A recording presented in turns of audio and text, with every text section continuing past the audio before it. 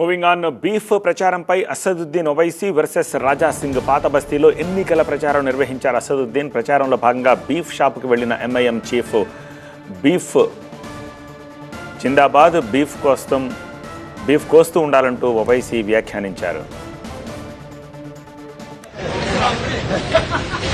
पहले से भाई सलाम डॉक्टर और रेहान बीफ शॉप जिंदाबाद.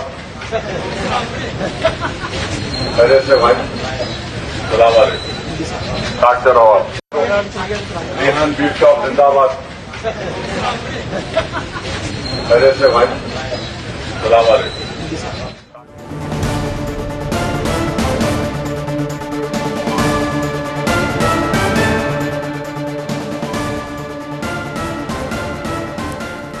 అసద్ వ్యాఖ్యలపై మండిపడ్డారు రాజా సింగ్. ఎన్నికల ప్రచారంలో ఇలాంటి వ్యాఖ్యలేమిటని ఫైర్ అయ్యారు. తాము గోవులను పూజిస్తామన్న ఎమ్మెల్యే రాజా సింగ్ ఓవైసీపై ఈసీ ఎందుకు చర్యలు తీసుకోవట్లేదని కమెంట్ చేశారు.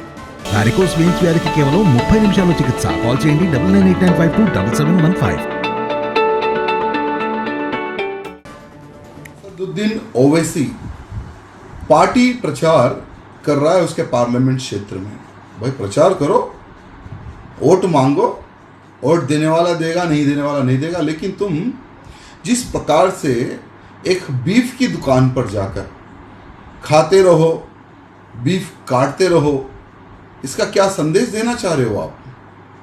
आज भारत का 100 करोड़ हिंदू गाय को अपनी माता मानता है और सारे के सारे हिंदू समाज की भावनाओं से आप खेल रहे हो.